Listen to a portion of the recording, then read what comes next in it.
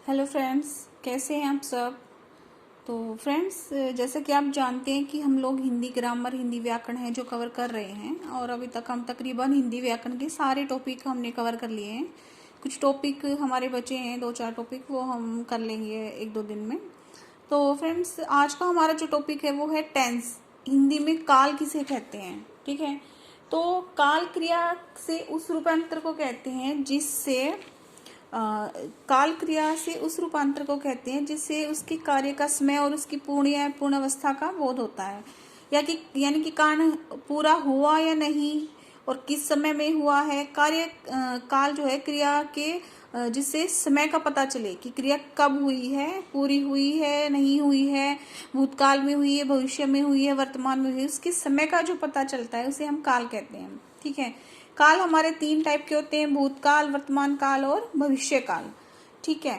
भूतकाल किसे कहते हैं? जिस क्रिया द्वारा कार्य की समाप्ति का बोध होता है वो हमारी भूतकाल होती है, ठीक है। और जो वर्तमान काल है, जो वर्तमान में जो कार्य आरंभ हो चुका है उसे हम वर्तमान काल कहते हैं। भविष्य काल यानी कि आने वाला जो समय है, क्रिया के जिस रूप से उसके आने वाले समय में होने का बोध हो उसे हम भविष्य काल कहते हैं, ठीक है।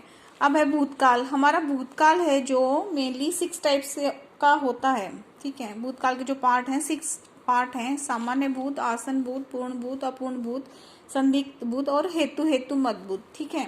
तो 6 टाइप हमारे भूतकाल के होते हैं। अब हम सामान्य भूत हैं वो किसे कहते हैं वो देख लेते हैं।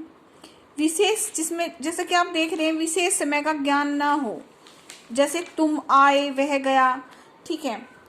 तो जिससे भूतकाल की क्रिया के विशेष समय का ज्ञान ना हो उसे सामान्य भूत कहते हैं।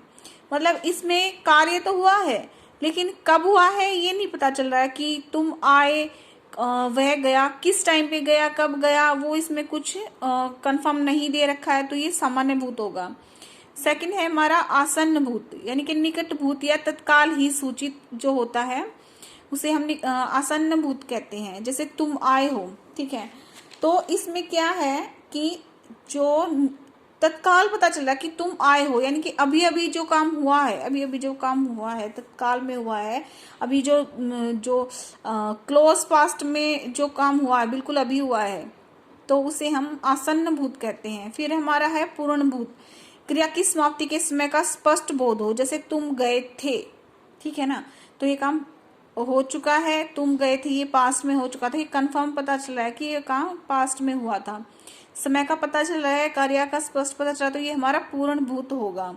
फिर है अपूर्ण भूत, क्रिया के अपूर्ण भूत रूप से ज्ञात होता है कि क्रिया भूतकाल में हो रही थी किंतु उसकी समाप्ति का पता नहीं चलता, कि वो हो तो रही थी ये पता है लेकिन समाप्त हुई नहीं हुई ये पता नहीं है। तो जैसे सीता किताब पढ़ रही थी, राम खाना खा रहा था, खा तो रहा था लेकिन खाया या नहीं खाया, कब खाया ये पता नहीं है, तो ये अपूर्ण भूत हमारा होगा। फिर हमारा संदिग्ध भूत, जैसे इसके नाम से पता चला संदिग्ध यानी कि संदेह वाला, कि कार्य हुआ या नहीं हुआ उसमें संदेह हो, जैसे वह गया होगा, मतलब इसमें ये नहीं पता कि वह गया है या नहीं गया, लेकिन मतलब संदेह है कि वह गया होगा। तो इस तरीके से ये संदिग्ध हमारा भूत हो गया, जो पार्ट है संदिग्ध भूत का। फिर 6 हमारा है कि हेतु मत भूत, क्रिया में होने वाली थी पर नहीं हो सकी। तो इसमें हम देखते हैं कि कोई क्रिया है जो होने वाली थी लेकिन किसी कारणवश से वो हो नहीं पाई, ठीक है ना। मतलब जिसमें एक क्रिया का होना दूसरी क्रिया के होने के ऊपर डिपेंड होता है, तो वो हमारा हेतु मत जो होता है। क्रिया के जिस रूप से पता चलता है कि क्रिया भूतकाल में होनी थी पर किसी कारणवश नहीं हो सकी, उसे हेतु मत भूत कहते हैं। जैसे तुम खाते, वे पढ़ते, सीता गाती, जो लास्ट में वर्ड आ जाते हैं ये होता वो होता, तो वो हमारे हेतु मत जो है वो होता है। फिर है हमारा वर्तमान काल, जैसे यानी कि जो प्रेजेंट, जो अभी फिलहाल में चल रहा है, जो हो रहा है, वो हमारा वर्तमान काल होता है, ठीक है। वर्तमान काल के भी हमारे 5 टाइप्स हैं: सामान्य वर्तमान, तात्कालिक वर्तमान, पूर्ण वर्तमान, संदिग्ध वर्तमान, संभाव्य वर्तमान।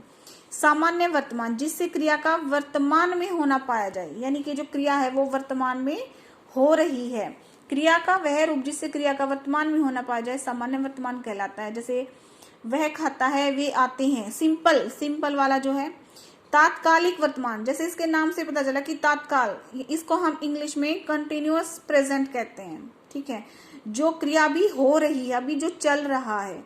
ठीक है, क्रिया के जिस रूप से ये पता चलता है कि क्रिया वर्तमान काल में भी हो रही है तो उसे तात्कालिक वर्तमान कहते हैं। जैसे वह खा रहा है, वह गा रहा है, पढ़ रहे, तुम रो रहे हो। ठीक है, पूर्ण वर्तमान, थर्ड है जो हमारा पूर्ण वर्तमान, जैसे कि ये है कंप्लीट प्रेजेंट। ठीक है, क्रिया की पूर्ण सिद्धि का बोध हो, इसमें ये पता चलता है कि क्रिया के जिस रूप से वर्तमान काल में कार्य की पूर्ण सिद्धि का पता चले वो हमारा पूर्ण वर्तमान होता है। जैसे वे गए हैं, राम ने पुस्तक पढ़ी है, मैंने खाना खाया है। ठीक है, फिर हमारा है संदिग्ध वर्तमान, जिससे क्रिया के होने में संदेह हो, तो वह खाना खाता होगा। ठीक है, वो करता, ये कार्य करता होगा, वो ये कार्य करता नहीं करता होगा। तो जिसमें संदेह प्रकट होता है वो हमारा संदिग्ध वर्तमान होता है। क्रिया का वह रूप जिससे क्रिया के होने में संदेह प्रकट हो, वह उसकी वर्तमानता में संदेह, पर उसकी मतलब कि जो कार्य में संदेह हो उसका, लेकिन वर्तमानता में संदेह ना हो। ठीक है ना, मतलब क्रिया के जिस रूप से वर्तमान काल में क्रिया की पूर्ण सिद्धि का बोध होता है तो वो पूर्ण हमारा होता है। लेकिन संदिग्ध वर्तमान क्रिया का वह रूप है जिसमें क्रिया के होने में संदेह प्रकट हो पर उसकी वर्तमानता में जो संदेह ना हो, कि खाता है यानी कि ता है, वो अभी मतलब कि प्रेजेंट में हो रहा है, लेकिन क्रिया की संदेह उसमें जरूर प्रकट हो रहा है कि खाता ता गया, होगा मीन्स उसमें संदेह है उसको।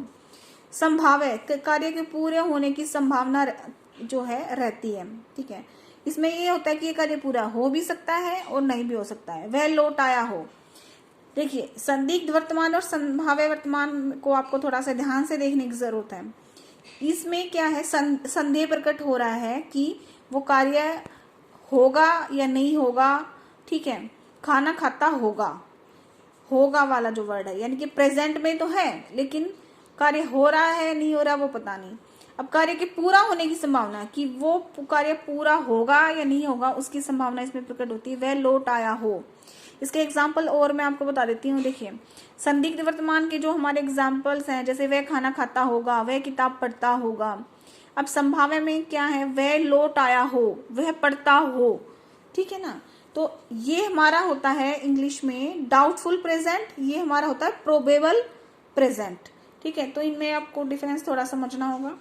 फिर हमारा भविष्य काल, भविष्य जैसा कि आप जानते हैं कि जिस क्रिया के जिस रूप से उसके आने वाले समय का बोध होता है, यानी कि जो फ्यूचर में हमारा होगा वो हमारा होगा भविष्य काल। तो इसके हमारे 3 पार्ट होते हैं, सामान्य भविष्य, संभाव्य भविष्य और हेतु मत जो भविष्य होता है। सामान्य भविष्य में सामान्य रूप से सिंपल इसका भविष्य काल का बोध कराता है, जैसे राम आएगा, ये सिंपल जो पता चलता है इससे। फिर हमारा संभाव्य भविष्य काल की क्रिया में संभावना उसको जब प्रेजेंट होती है, मतलब लगता है कि भविष्य काल में इस चीज की संभावना है, तो वो हमारा संभाव्य काल होगा। जब भविष्य काल की क्रिया में संभावना प्रकट होती है, जैसे शायद राम आए, शायद ये पत्र मिल जाए, तो वो हमारा सामान्य भविष्य काल होता है। हेतु मत भविष्य, हेतु मत जो भी होते हैं, ये मतलब क्या होता है कि एक क्रिया के ऊपर दूसरी क्रिया डिपेंड होती है।